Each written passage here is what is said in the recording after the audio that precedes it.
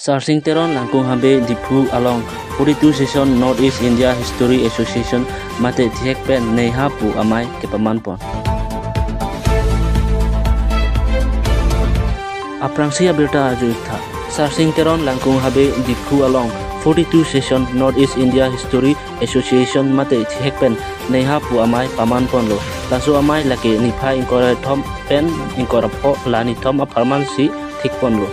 Mai patri pipon lake Assam University, Central University Diphu campus lapen Karbi Anglong Autonomous Council mate tim Karbi Anglong pensi dipon lo.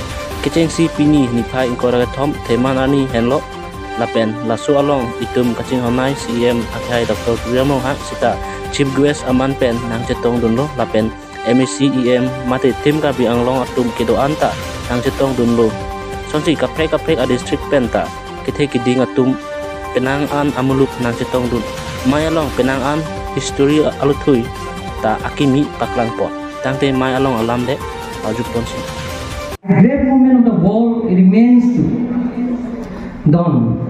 I therefore invite the Northeast India History Association to collaborate with us in doing research. The Northeast India History Association is playing a pivotal role in building a connection and bridging the gaps and across communities in this region. I also come to know that the association publishes the proceedings of the sessions. Those publications, I am sure, have guided the part of history writing in this region. Ini kalau state long bilang je, jadi tunggu cuhok nang je, baik ni karang nangnya bang, Northeast India History Association. 42nd lah conference ke dah Karbi Anglong Autonomous Council ben Jelang sih Assam University campus Diphu, Central University campus Diphu. Lah, ini Jelang sini tu dah ni pondok, lah ben kita participants tu.